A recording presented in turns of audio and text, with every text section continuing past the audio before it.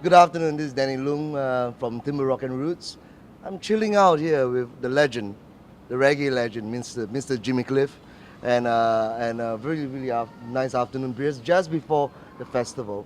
And I'm just going to ask a few questions.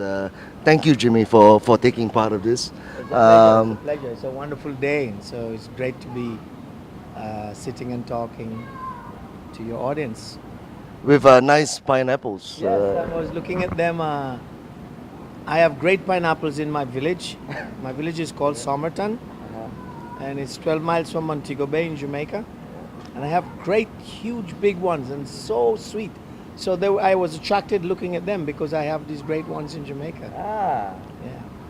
No, that's definitely a great backdrop for what we're going to do. I was going to ask you, you were here before. So obviously you've been to Singapore. How do you feel about the Singapore audience, and what do you think they should expect tonight?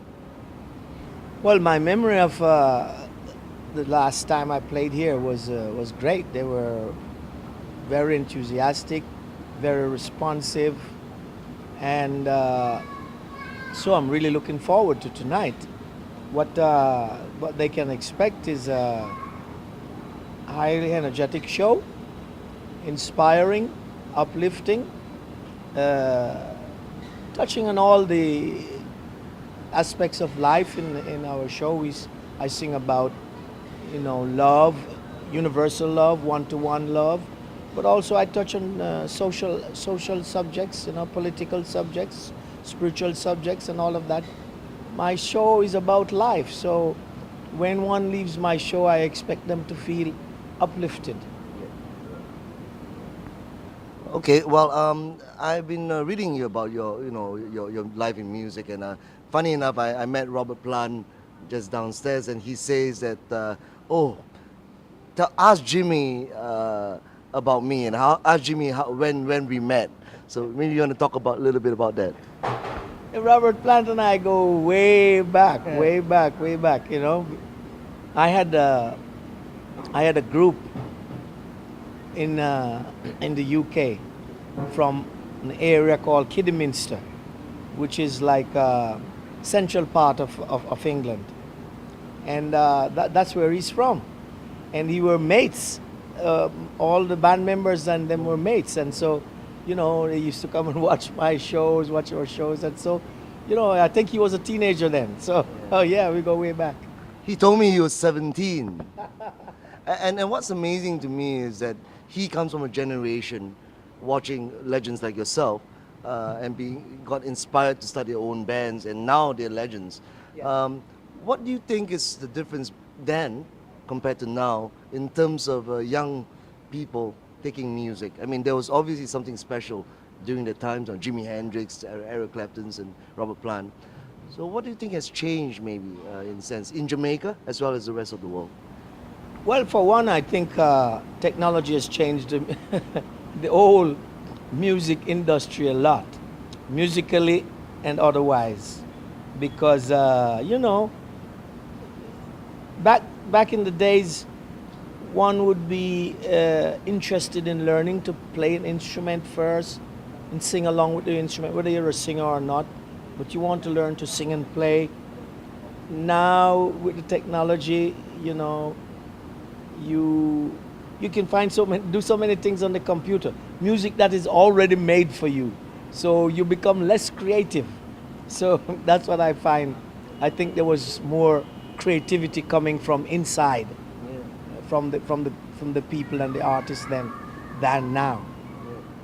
But would you say that maybe in those days people were fighting for something too? Were fighting for whether it's for freedom, liberation, or making a statement about society? Would you say that that's also shaped the way music was?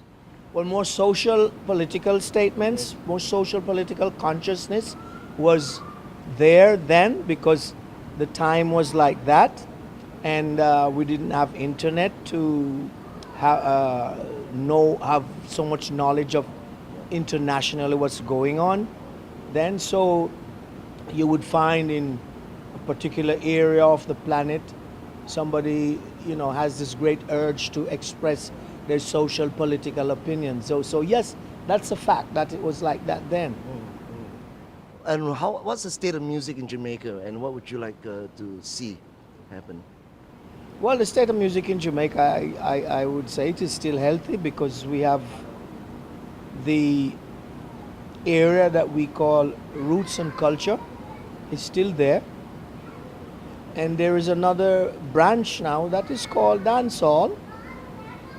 So they all focus on two different things, you know. The dancehall music, you know, is mainly about girls and cars and superstars, whereas the roots and culture is what it is, you know, is expressing about social, political, spiritual aspects of life.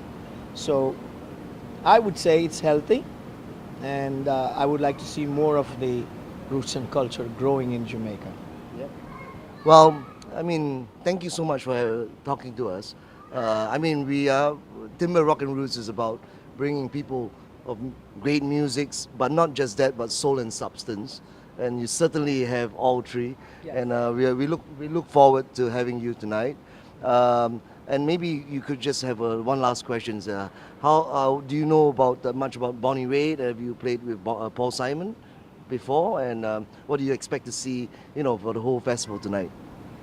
Well, yes, I've played with Paul Simon. You know, he's invited me, and we jammed together, and you know, we do have great respect for each other's work, and so you know, I'm looking forward to see his set. And I'm looking forward to see most of the other people on the show as well, because I have not had the opportunity of seeing them live. So this is my opportunity. Yay! Thank you so much, Jimmy. Thank you. So see you tonight at Timbre Rock and Roots here with Jimmy Cliff, Bless up, blessed love. having some pineapples behind us. See ya.